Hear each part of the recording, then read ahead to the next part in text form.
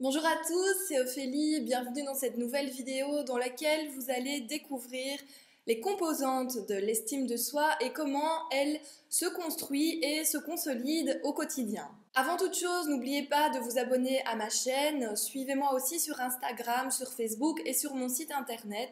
Toutes les informations seront en description de cette vidéo. Restez attentifs, cette vidéo fait partie d'une série de 6, c'est donc tout un dossier estime de soi qui vous attend. Alors je vous invite à activer les notifications pour être averti de chaque sortie. Alors, qu'est-ce que l'estime de soi? Dans son livre L'estime de soi, Christophe André utilise une définition de l'un de ses patients. L'estime de soi, eh bien, c'est comment on se voit et si ce qu'on voit, on l'aime ou pas. Et donc ça veut dire que l'estime de soi, c'est comment vous vous voyez et si ce que vous voyez, vous l'appréciez ou pas. Quand cette appréciation est positive, elle vous permet de vous sentir bien avec vous-même et de faire face aux difficultés du quotidien.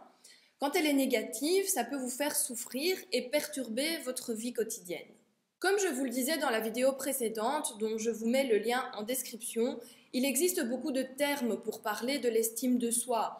On entend les termes comme confiance en soi, amour-propre, affirmation de soi et bien d'autres.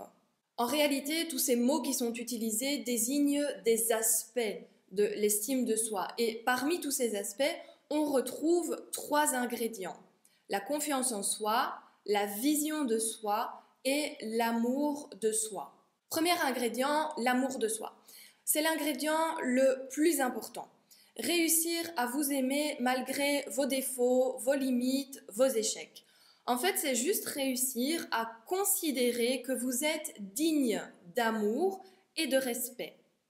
Finalement, c'est de réussir à vous donner à vous-même le même amour inconditionnel, la même acceptation inconditionnelle qu'un parent peut donner à son enfant. Deuxième ingrédient, c'est la vision de soi.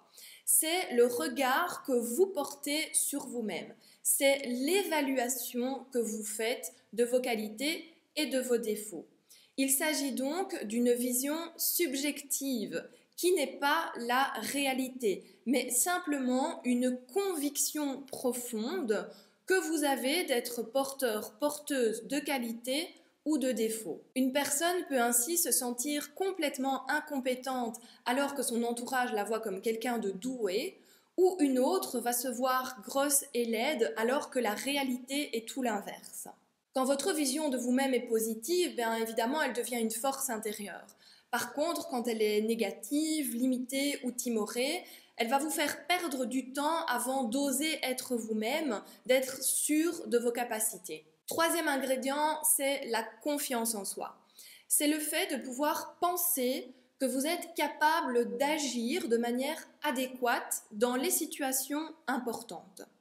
Évidemment, son rôle est primordial parce que l'estime de soi, elle a besoin d'actes, d'actions concrètes dans le quotidien pour se maintenir ou se développer. Il est donc nécessaire pour votre équilibre psychologique de réaliser des petits succès au quotidien. Alors, une confiance en soi insuffisante n'est pas un handicap insurmontable, mais provoquera des inhibitions dans la vie de tous les jours, notamment quand il s'agira de rédiger un mail ou de passer un coup de téléphone. Ces 3 composantes de l'estime de soi sont évidemment très fortement interreliées. L'amour de soi, donc le fait de pouvoir se respecter quoi qu'il advienne, d'écouter ses besoins et ses aspirations, va faciliter une vision de soi positive, croire en ses capacités, se projeter dans l'avenir, qui à son tour, la vision de soi positive, va influencer favorablement la confiance en soi, le fait donc d'agir sans crainte excessive de l'échec, ni du jugement des autres. Si l'une de ces 3 composantes est fragilisée, eh bien c'est l'estime de soi globale qui va se trouver déséquilibrée. Si l'estime de soi se construit dès l'enfance, en fonction de ce que l'enfant vit, elle nécessite d'être nourrie tout au long de la vie. Et la nourriture indispensable de l'estime de soi, c'est de nous sentir aimés et de nous sentir compétents. J'espère que cette vidéo vous a plu, n'hésitez pas à la partager si c'est le cas. Dans la prochaine vidéo, vous en apprendrez plus sur votre niveau d'estime de soi en réalisant vous-même votre diagnostic. On se retrouve la semaine prochaine.